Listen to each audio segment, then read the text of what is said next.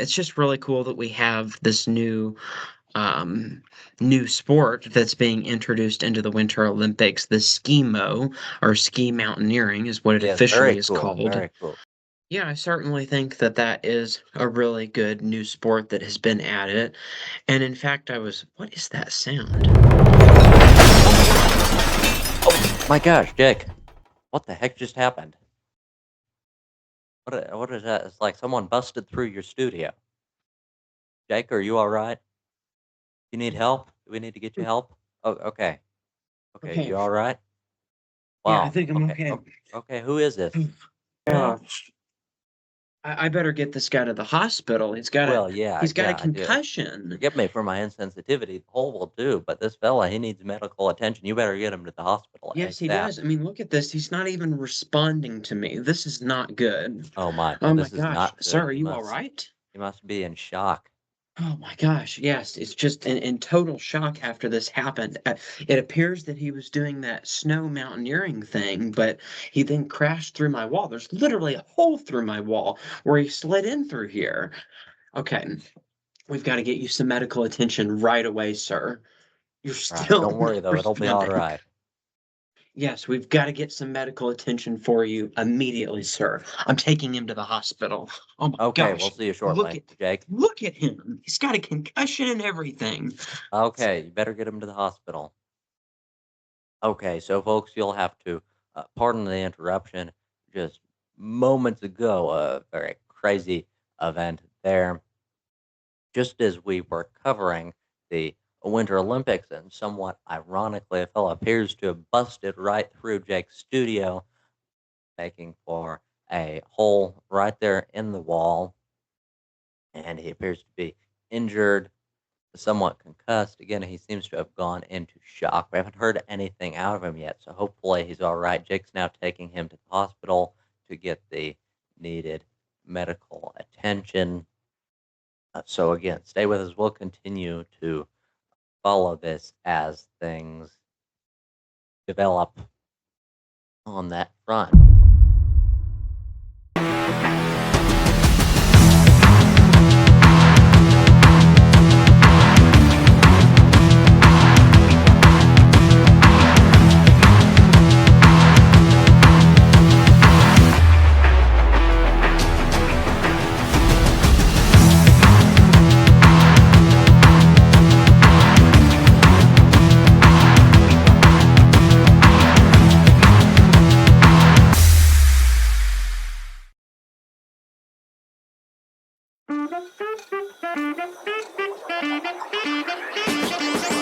You're listening to the GWP Super Bowl 60 special. I'm your host, Isaac Hedges, joined once again by co-host Jake Coleman. Jake, what have you got for us on this Super Bowl 60 special episode?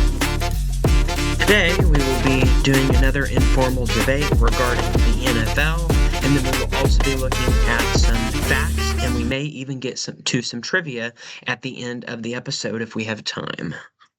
Alrighty, all sort of great stuff headed our way, all leading up to Super Bowl 60.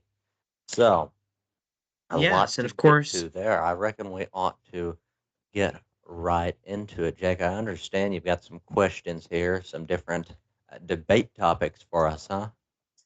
yes, and so this will kind of get us ready for that. Of course, you can watch tomorrow the Super Bowl on NBC and Peacock. That will be airing less than 24 hours from this very moment in time. So you can expect that game around 6:30 or 7 o'clock Eastern time is when the Super Bowl will be taking place. Again, in or on NBC and Peacock. That is where you can find the game. So again, that'll be happening tomorrow on Super Bowl Sunday. Again, the 60th Super Bowl that we've had so far. So now we'll get into that informal debate as similar. So, of course, yesterday we did our first informal debate that we've ever done on the Winter Olympics. Today we're doing our debate here about the NFL, not necessarily just Super Bowl, but just the NFL in general. So we'll go ahead and we'll get into, of course, the same rules apply from yesterday. These questions that we have came from artificial artificial intelligence. And so we haven't necessarily talked about these answers in advance. But of course, since they are from artificial intelligence instead of a moderator, that is what makes it um, to where it's not a formal debate and more of an informal debate.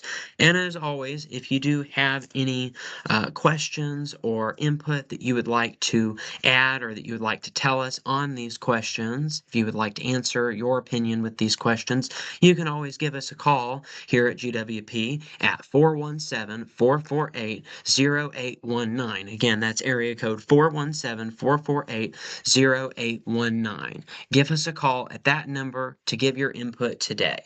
Now, let's go ahead and we'll look at the first question here. Question number one: has the NFL done enough to protect players from long-term brain injuries, or is it still prioritizing profit over safety? I guess I'll go ahead and start off this particular question. And I will say that there has been quite a bit of advancements in helmet technology as far as what sort of helmet would best suit the players to where they wouldn't have any sort of injury. Of course, we also know that there's a lot of things that used to be legal in the NFL that are no longer legal, particular hits. Of course, in college, I know we're talking mainly about NFL, but in college, of course, targeting you can no longer do. There's certain flags like unnecessary roughness. And so I feel like that they are prioritizing safety over profit. Obviously, injuries can still occur with this sport, but I think that's only going to come natural given the circumstances that these players are going to be in.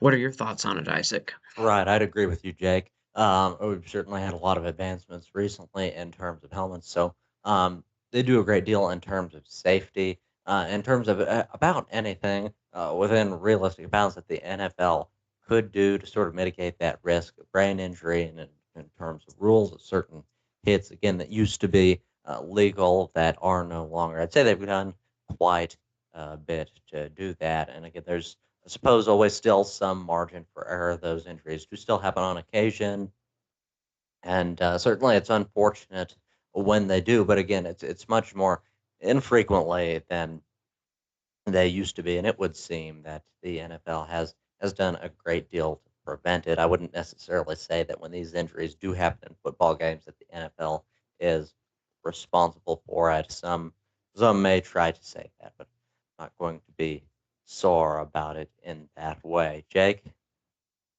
Yeah, and I guess for final comments on that question, I think one way that they may be prioritizing profit or spending money is when we talk about they're more taking their profits and using them to build new stadiums when football teams don't necessarily need new stadiums. And of course, that's something that we kind of touched on a little bit, as you might recall yesterday. So we won't get into all of that again. But when it comes to, we were talking about that with the Olympics, similar to here in football. So that leads us into our second question. Should artificial turf be banned in favor of natural grass, given the injury data players keep citing? So, Isaac, I'll kind of open the floor to you on this question Oh, well, first. Jake, again, not an expert on this. I don't have a great deal of context in terms of injury data related to artificial turf, though I haven't heard a great deal about it. So presumably it isn't huge, and it would seem that in the major leagues, certainly in NFL, that artificial turf is the standard. So it's the standard for a reason. Don't know how much safer it is to have natural grass. So I don't have really enough of a reason here to believe that there ought to be a change on that front. But again, I don't have a lot of context. Jake, what are your thoughts on that? Yeah, I can't say I've heard too much about this as well, and so that makes me think that it's not a huge number in comparison to the injuries with the natural grass. I will say my concern if we use natural grass is, well, actually, I have a lot of concerns about that. One, as somebody who visited Lambeau Field in Green Bay, Wisconsin a few years ago, I happen to know that the grass is a mixture of turf and natural grass, and that's done intentionally so that it can be heated. so that there can be a machine that can heat the ground so it can melt any snowfall, considering, or any ice, because the turf and grass gets really frozen in the winter because it's so cold in Green Bay, Wisconsin. And so they have a mixture so that they can keep playing even when it's frozen, they can melt it underneath the soil. And so I feel like that would kind of eliminate that. So that would be one concern that I would have to going to natural grass. And I would also be concerned about flooding the fields, it becoming too muddy, or turf, that wouldn't really be as much of a concern. Absolutely, it is possible, and that's a great point that you raised. Certainly, a colder area there gets certainly more snow than we do in our region, so that is more of a concern. And naturally, you would think to put in these heating devices under the field that would require some degree of excavation. Hence, the turf part of their field. That makes a lot of sense. In the same way that some people in that area have heated driveways. It's amazing what you can do with those technologies, and it can save a lot of trouble, a lot of scraping, salting the driveways. Certainly. Um, in those areas, something perhaps in our area we wouldn't think about ordinarily, but be a huge time saver in an area like that. And I see how going to all grass, a strict policy of all natural grass, would make things like that difficult. So great point, Jake, and I'd still certainly agree with you on that. Seems that artificial turf is widely used. There don't seem to be a ton of problems with it, so I'd say it probably serves its purpose. Well, and my other concern would be how would you grow natural grass in a dome? Right, that's a great question. That's a great question. And then after you've got the dome there, how would you keep it alive? So it seemed difficult if it's not getting regular air and their regular sunlight. So So, I mean, I guess maybe the greenhouse effect, but I don't know about that. I don't know that that would work. So, right, I and don't imagine the and a lot of the stadiums with domes aren't domes glass really either. do much natural grass. Yeah, and again, a lot of the domes aren't grass, so that wouldn't even really work. So I think that would, Right. so I definitely think we should keep the turf just because there's too many things that would be changed in a bad way. Going into the third question, is the league's handling of domestic violence cases consistent and fair, or does star power influence discipline? Okay. Well, Jake, I don't know. You may know a little bit more about this, so you can go first if you like. Yeah, I can't say that I really do. I haven't heard Okay. too much regarding the domestic violence cases when it comes to that. I will say there has been a recent case. I can't really tell you who or which team it was for, but there was one case. Again, I don't remember all of the details. It was about Okay. maybe about a month ago that I heard that one player was suspended because they physically attacked one of the fans. Oh And boy, okay, with the fans. I assumed this was teammates beating each other up, but no, this is yeah, between if I players remember and correctly, fans. and don't quote me on this story because I'm not 100% on the details, but I believe what happened is the fan was being kind of, you could say, maybe obnoxious, and then the player responded back by hitting them lightly or something like that. Not really, probably not necessarily like super violent, but either way, even just a slight tap on the shoulder, that is considered illegal. Um, I mean, really, even just a tap on the shoulder can be a I crime. I reckon. I mean, it's sad that is what it's come to, but on the part of the players, they may need to take that caution just to avoid any folks out there in the audience that yeah might interpret it the wrong way. But I remember there was some people that were not necessarily happy that this player was suspended and there were some people that were unhappy that he wasn't suspended for longer, and then there were some people who felt like that 2 games was too much to be suspended for. He was suspended for 2 NFL games, and in my opinion, I feel like it's possible that it should have been more, but that maybe because this player was a little bit better and popular, maybe he got a little bit off the hook and only was suspended a couple of games instead of more games. And so I think it's definitely possible that the league could be handling certain cases. Again, I can't say specifically for domestic violence cases since I don't really have a lot of statistics on that. And I especially don't know if star power has an influence over that. But I will say that there was that one case, and so that would almost make me think that maybe their handling isn't as fair as it should be. And And so I know then we'll less. go into, or yes, Yes, continue. and I know Sorry less about on that. that, Jake, than you do. Again, in terms of that issue, that's the first time it's been brought to my attention. Don't have a great deal of detail on that. Just very unfortunate that that happens. And again, somewhat shocking. The possibility, I suppose, it could though happen even between a player and uh, a fan. But in terms of the NFL's handling on that, again, just don't have enough um, information on that to say that it's been mishandled. Don't necessarily have reason to believe that it's been mishandled at this point. So I reckon that brings us into our next question, Jake. Yeah, so question four, do NFL owners hold too much power compared to players, especially in contract structures and guaranteed money? No, no, I mean, not that I know of. Um, Again, as I said previously, probably said enough times, may sound like a broken record here, but not an expert on this. Don't know a lot of people who are owners in NFL teams, but it makes sense naturally that an owner would have more authority than a player on the team. That seems appropriate. Have no reason to believe here that it's uh, disproportionate here in a way that that somehow disadvantages the players, which looks like perhaps is what the question is suggesting. So again, no reason to believe that's going on. Jake, you have any more information on this?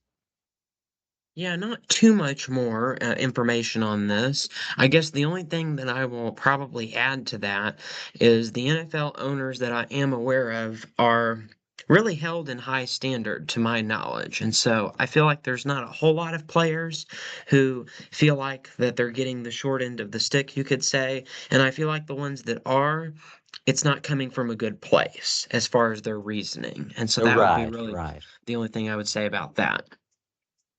So, um, has the Rooney or Ronnie rule actually improved diversity in coaching and front office positions, or is it mostly symbolic? That's an interesting question, Jake, and I can't say I'm all that familiar with the Rooney Rule. Do we know what the Rooney Rule is? Yeah, I'm not 100% sure. Do you want to pull up a friend for that? Phone a friend? Yes, and folks at home may not be able to hear this, but we are going to ask Microsoft Copilot here very briefly. Hey, Copilot, what is the Rooney Rule?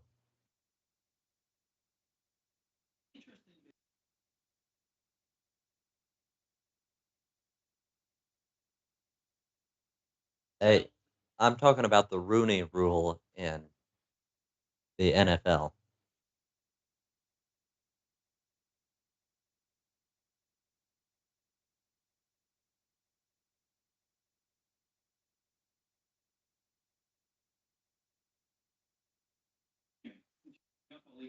Okay, run it by me again. What's that mean? The policy?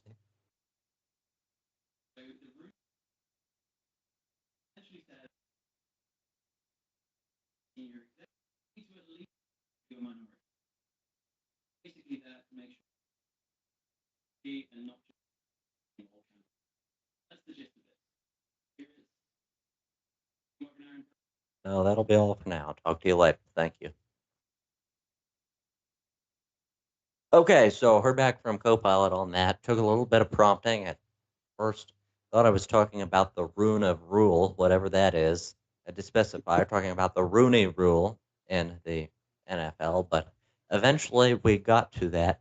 And essentially, for those who, something folks at home may be more familiar with, Jake, I'm sure you've likely heard, of course, Recently in law, no, certainly in university admissions, we had affirmative action struck down. If you're not familiar with affirmative action, of course, that sort of favors minority students over, in this case, white and Asian students, again, who have historically, of course, at the time of the institution of this policy, done quite well in American universities. And so it prioritizes the other minority folks over those. And again, of course, historically, before something like affirmative action, college admissions, something like that would be merit based. You get in based on your grades, based on your college essays. You know, how smart are you? Are you qualified to go to this college? And we've seen policies like affirmative action in recent times influence academic standards at these institutions, but seems to be a similar thing here with the Rooney Rule. So the Rooney Rule dictates that anytime these teams are looking for a new player, anytime they're interviewing office help, they have to interview at least one minority candidate. So again, that seems to be a symbolic thing. So now having more information on that, tell you my thoughts on that, Jake, and I'd say similar to affirmative action, it prioritizes sort of the minority identity in this case over merit, over actually being qualified for the position. So I would say I see the symbolic value of this, but in terms of practical value, is this actually helpful? Probably not. Jake, any thoughts? As far as has it actually improved diversity, I would say there's definitely a very good chance that it has. Well, in And terms of the so, specific question, yes. I forgot about specifically yes, what the question yeah, was. yeah, as far as the question goes, I would say that it probably has. That being said, if it's just introducing one person who would be within that minority, that doesn't necessarily mean that they're going to be selected. And so, on some level, yes, it probably has improved diversification within the players of the NFL. But as far as it actually affecting who gets chosen, probably not too much just for that Right. particular reason. So I would almost say it's partially symbolic, partially not. It has kind of, I would say, probably. Um, I would say that there's good thinking behind it, but as far as Sure. the actual application, I'm not really sure that it has quite really happened. So I think Sure. that's Naturally, I'm sure that those who introduced it naturally were well-meaning, as most all people are. Certainly. And you could say, on one hand, you could say, knowing what the Rooney Rule is, obviously this refers to racial diversity and different things. But on the other hand, you could say that this is a bit of a loaded question. What kind of diversity are we talking about? Diversity in race or diversity in color? In other words, that that there's more variety on that front across the NFL, or are we talking about diversity of backgrounds? And that could mean a different thing. It may not necessarily mean diversity in race or diversity in color. And in terms of what's the most valuable, it would probably be go interview people from these different backgrounds, and and determine some of these different places you may find the best qualified people. So in terms of its value, that would be the value. But similar to affirmative action, it would seem to be a thing that just focuses on over merit, over qualification for the position, um, just diversity in and how many people, how many different colors, how many different races do we have working for us? Yeah, so that's some interesting notes on that. And so we are going to continue here into question number 6. Should the NFL expand to an 18-game regular season, even if players overwhelmingly oppose it? So, right now, as some people may know, there are 18 weeks in the NFL, with each team receiving a bye week. And so that means that technically you could say that we're in a 17-game regular season as of right now. So, this would just be an addition of one more game from what we currently play, which This seems really silly to me. I'm just going to go ahead and say that. Really silly question. Um, in fact, it's almost so silly that we're just going to go ahead and go on to the next Let's do question. that. Let's do it. I think it That goes without seems saying, but I'm right there with you, pal. so. I mean, I guess a couple of quick thoughts on that. I don't see how it would be that big of a difference, Me but neither. we'll just leave it at that. I feel like if anything, they should work on there not being a tie game. If anything, that Oh, should be worked yes, that would on. be interesting to see how it be handled. We'll see if that's a question later on. Going into question number 7, does the league manipulate officiating intentionally or not in ways that affect competitive integrity? Wow, this is quite an accusation if the answer is yes. I wouldn't say so. I don't have grounds to make that claim. Certainly, again, no reason to believe that that degree of funny business. Of course, we talked about in a previous episode this past year, our legislative day special. We had a couple of special guests on, and we talked about recent things, the past Super Bowl at the time, and we talked about some different things that had gone on in the NFL. Of course, some referees in the NFL connected with the sportsbook account. Again, some pretty serious corruption there. They're supposed to remain impartial in these games and not involve themselves again in this sports betting because that compromises the integrity for their job. But in terms of the NFL manipulating their own officiating, I mean, it's naturally they influence it, but in terms of manipulating it disproportionately. I don't reckon they do. Don't have any reason to believe that that's the case. Jake? Yeah, I almost disagree just slightly on this. I do have a few different reasons. There's been some plays that I've found to be very suspicious, some comebacks that don't really seem to be realistic, like where NFL teams have made an unbelievable comeback and it's been like a really close game right when the viewers are really tuned in. And so I think that would be the only argument that I have against that. Um, so I mean, it is possible that the people who select when certain games air, like what games air on television, it is possible that the better games air on television. Therefore, the better games everybody gets to see. So that is a possibility that they're just that good at selecting them. But I'm not really quite sure about that. I also think it's possible that the Chiefs, and I mean I'm a fan of the Chiefs, but I'm not really sure that they should have won as many games as they did. I was I going feel to like some say, of that. pal, you might be careful what you say in Chiefs comeback kingdom. I understand that, but I will say that a couple of games, the ending was a little bit suspicious, almost to where it seemed like it was decided ahead of time by the officials. So I will say that I'm not necessarily making any accusations. I'm just saying that I can understand why some people would have made these claims. That being said, I haven't really seen that as much this year as I did last year, which is also kind of interesting because now that people are starting to accuse them of doing that, it's not really coming up as much, which I think is a little bit interesting timing. So, It is interesting point, I'll have to admit. Well, what's our next so question here, Jake? Um, we're going to skip a couple again just for time constraints. We'll go to question 9. Should taxpayer money ever be used to build NFL stadiums for billionaire owners? So, I think I'm going to say no on this one. I feel like that there is not necessarily because billionaire owners, just because I don't think that this is where the taxpayer money should be going. I think there's a lot of other more useful ways that we could be spending our money, particularly towards public schools, public education. Right, I'll have to disagree with you on that, Jake.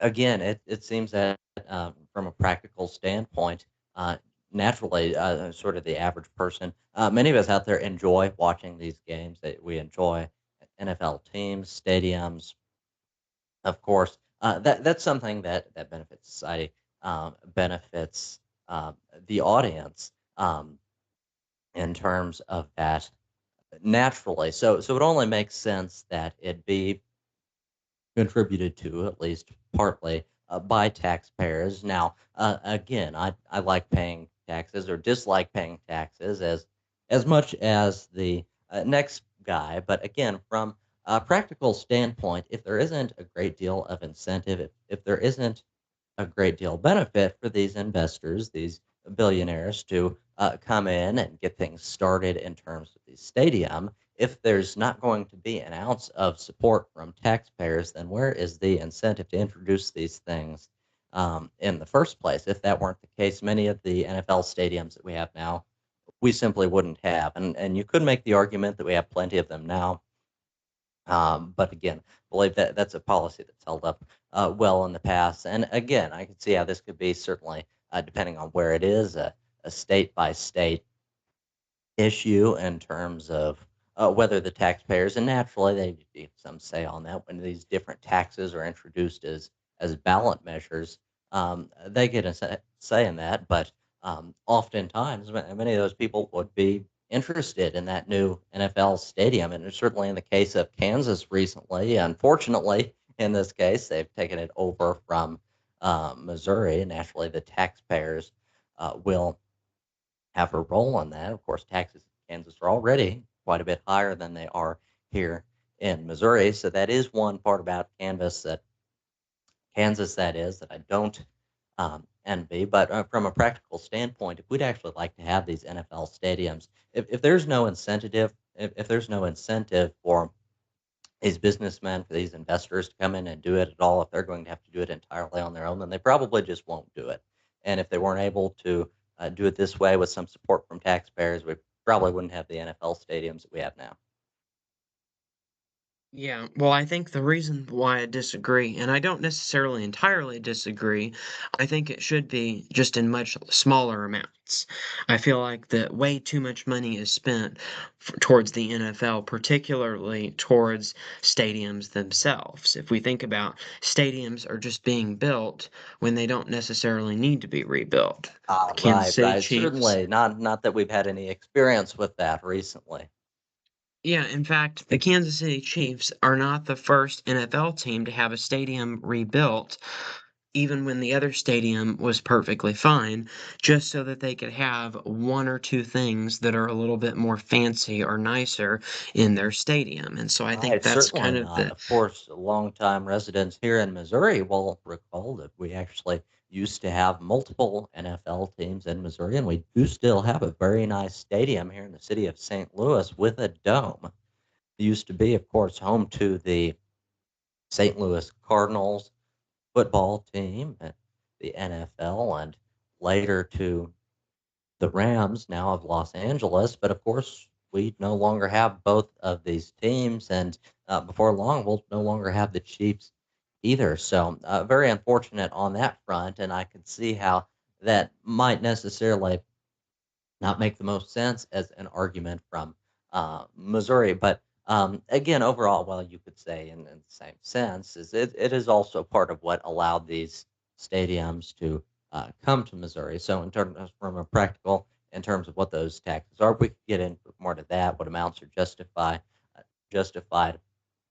I agree. It would be nice if it weren't as much, but, in terms of a practical means of actually bringing in and building these new stadiums, being able to do that at all, I don't really see another way around that to do that entirely, um, without going to the taxpayers on it. yeah, I think it just should be in less amounts, not Okay, necessarily okay, I can agree with entirely. that. Yeah, I it won't should be in disagree less with amounts. lower taxes. Yeah, lower taxes, particularly when it comes to building NFL stadiums that don't necessarily need to be rebuilt, I think is kind of where it goes from that. And you are right about the St. Louis Cardinals, but also more recently, between the years of 1995 and 2015, we also had an NFL team, the St. Louis Rams, took Yes, over absolutely. I believe I did after an mention that 8 year briefly. I'm not sure if absence. that came through at all, but of course, the St. Louis Rams more recently, which of course now are in Los Angeles. Yes. So now we'll kind of go into that kind of concludes our questions that we have in the informal debate part of our series here. And so we'll go ahead and our next thing that we're going to do is we're going to look at some facts surrounding the Super Bowl. Of course, the first Super Bowl was played on January 5th, 1967. So, of course, that was 59 years ago, this being the 60th year that the Super Bowl has been done.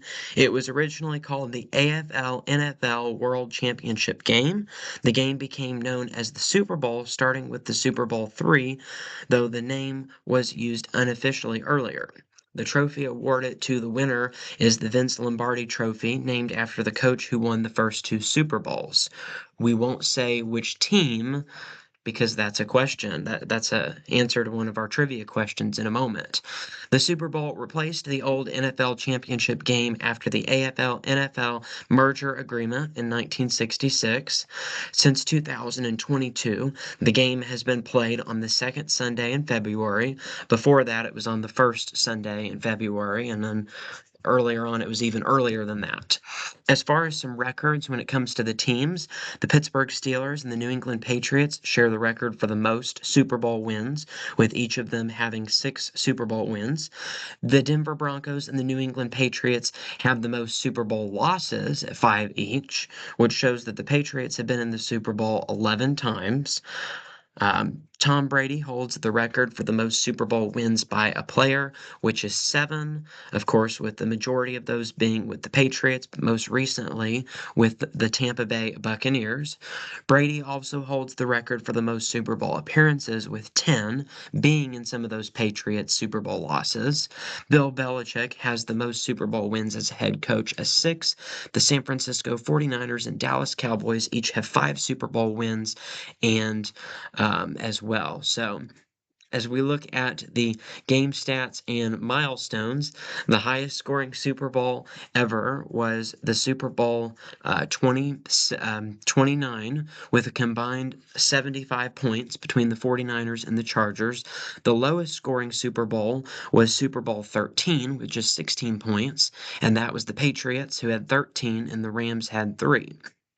The largest margin of victory came in Super Bowl 24 when the 49ers beat the Broncos 55-10. The first overtime Super Bowl was Super Bowl 51, which was between the Patriots and the Falcons back in 2017. Of course, with the Super Bowl last year being only the second that has gone into overtime. The longest touchdown in Super Bowl history is a 100-yard interception returned by James Harrison. That was, of course, back in Super Bowl 33. The longest rush in the Super Bowl history is 75 yards by Will Parker. The longest pass play is an 85-yard touchdown from Jake Delhomme to I am sorry that I do not know how to pronounce that name, which that again was in Super Bowl 37. Um, as far as the halftime, the Super Bowl is the most watched television event in the United States just about every year. The halftime show has evolved from marching bands to superstar performers like Michael Jackson, Beyonce, and Prince. And then Super Bowl commercials are amongst the most expensive ad slots in the world, often costing millions for 30 seconds. The game is treated as an unofficial national holiday with parties, food traditions, and gatherings across the country. Super Bowl Sunday is one of the biggest days of the year for food consumption, just behind Thanksgiving. As far as locations, the Super Bowl has been hosted in Los Angeles, Miami, New Orleans, more than any other cities. The first Super Bowl was played at the Los Angeles Memorial Coliseum. The game is is often awarded to warm-weathered cities or dome stadiums to avoid weather disruptions. That's the only good thing with Kansas City moving to Kansas in a dome stadium is that they may actually get to play a Super Bowl. Super Yes, Bowl again, rings but at are what cost? Yes, that's the thing. Super Bowl rings are custom designed each year and obtain or often contain diamonds, gold, and team specific symbolism.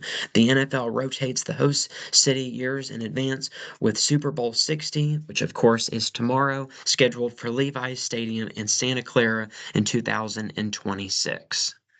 So those are some trivia questions when it comes to previous Super Bowls.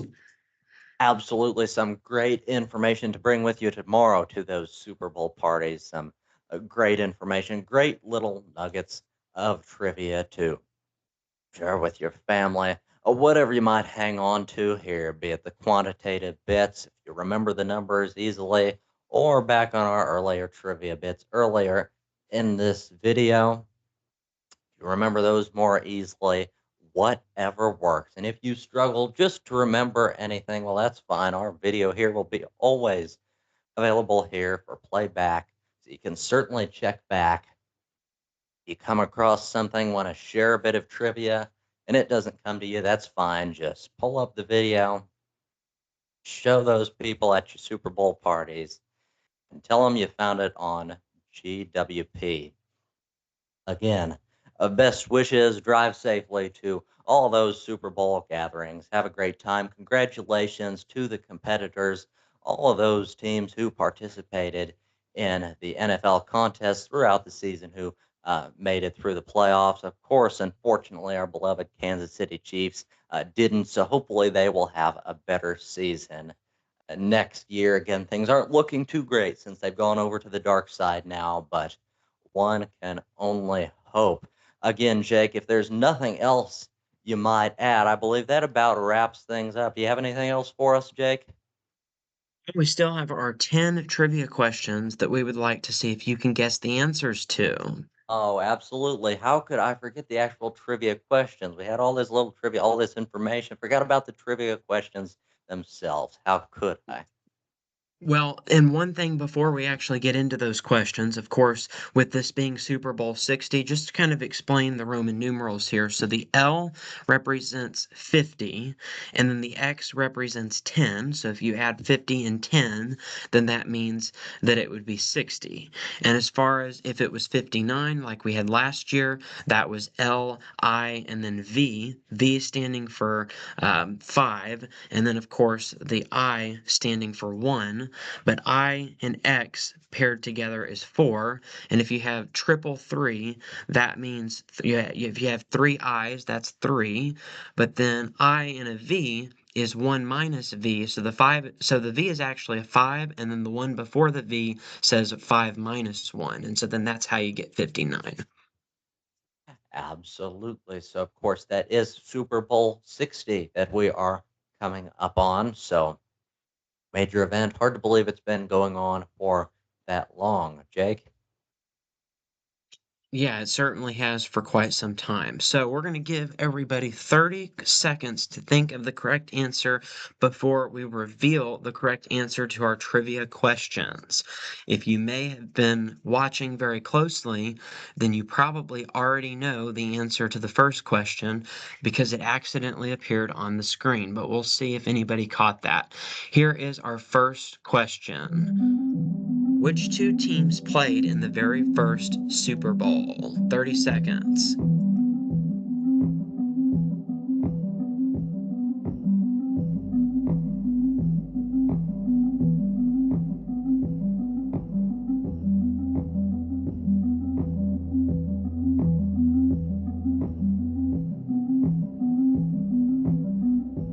10 seconds remaining.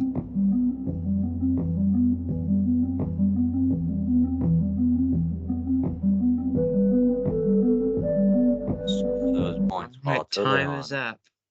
Green Bay Packers and the Kansas City Chiefs. Absolutely, Jake. I didn't remember this one exactly. I know you asked me this a little bit ago. I remember that it included the Packers, but for the life of me, couldn't remember the other team. Again, how silly it felt when our own team, the Kansas City Chiefs, was the other team involved in the very first Super Bowl. So, again, important bit of trivia, especially for those here in our state, here in our regional listening area. Yeah, and I something reckon else that that's brings us to interesting. our next question. Jake, let's see what we've got here. Yeah, something else interesting is the Packers were actually in the first two Super Bowls. So they appeared in back-to-back Super Bowls. So something else that's kind of an interesting little tidbit there. So, all right, here comes question number two. What year was the first Super Bowl played? Another one that we already answered.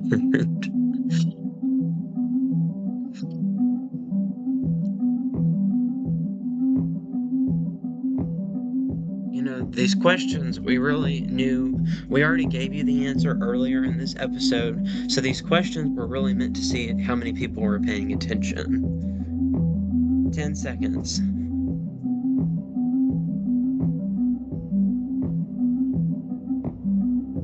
3, 2, 1. That is all the time on that. So the answer is this should be easy to remember 1967. Should be very, very easy to remember for a lot of our listeners out there. Yeah, So, certainly the younger ones in our audience. question number 3. Which team has played in 4 Super Bowls but has never held a lead in any of them? This is quite interesting. Yes, very interesting. 4 Super Bowls, led in none. Has never led.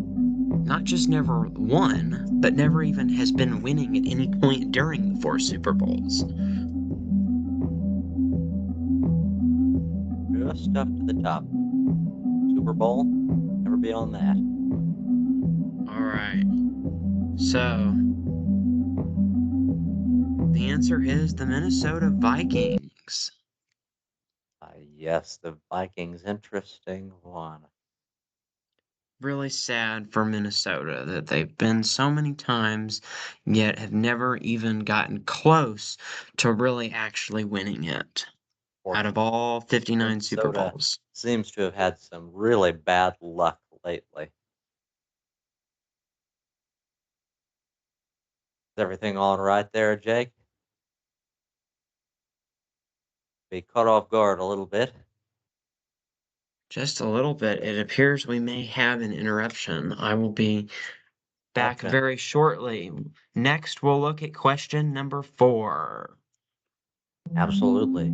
Question number 4 here. Which city hosted the most Super Bowls? Got it. This one, which anyone's game at this point. Folks out there could know it.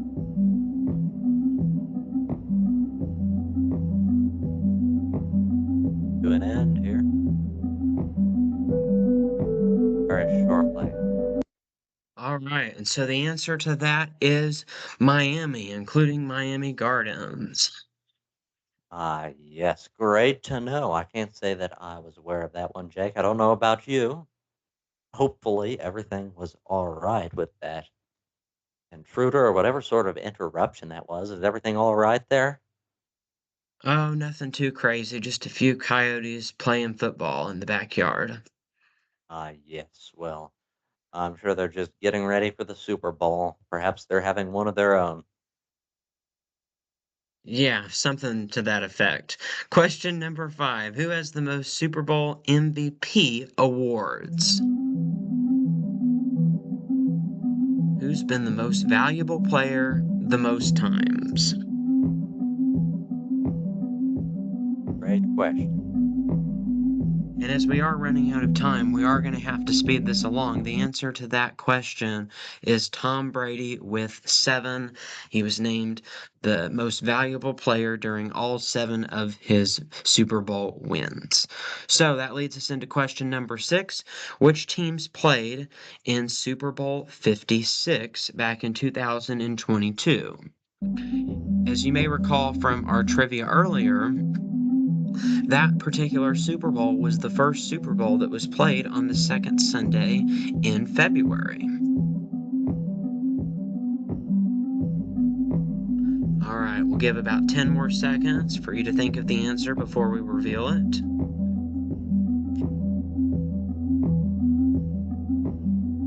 The Los Angeles Rams and the Cincinnati Bengals. And I believe, if I remember correctly, the Rams did end up winning that Super Bowl 4 years ago, if Uh, memory serves me right. Great information there. So hopefully, folks at home, you're all keeping track of your scoring on these different questions.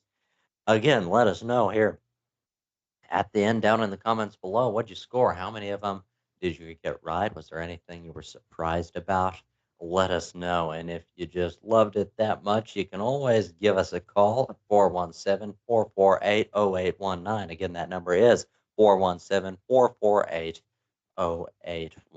If you love that trivia or have any more trivia ideas for us, if you're an expert on it, let us know. We'd love to hear from you.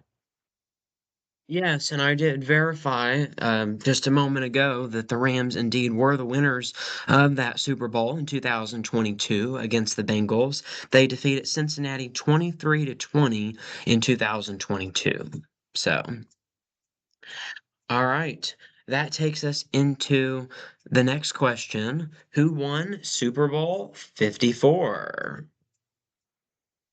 Excuse me. Or yes, that is, I believe that's 54. Four. No, that's the one that I just gave you the answer to. Actually, that was 56 and it was the Rams. So, whoops, Yes. did not realize it was going to have two back-to-back questions about the same Super Bowl. Was not anticipating that. Well, that works. So, So, we'll moving go on on to to our next question. Let's see what we have now. What do what do fans fans jokingly jokingly say say is the hardest hardest part of the part Super Bowl Super Sunday? Bowl Sunday?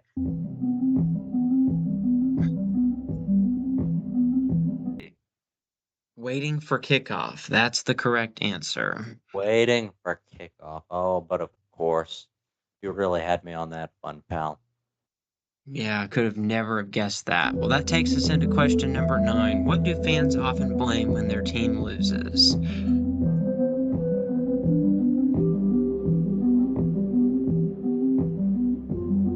Well, I'm sure they're fair about it. They probably just blame their team. The referee. We were talking about that earlier, of whether or not Can't they. believe it. Wow. Isn't that shocking? We'll go That into is the last absolutely. question.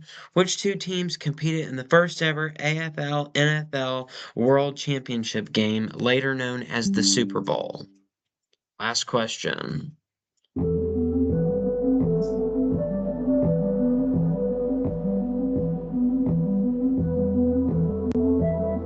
Presumably, this is distinct from the first actual Super Bowl.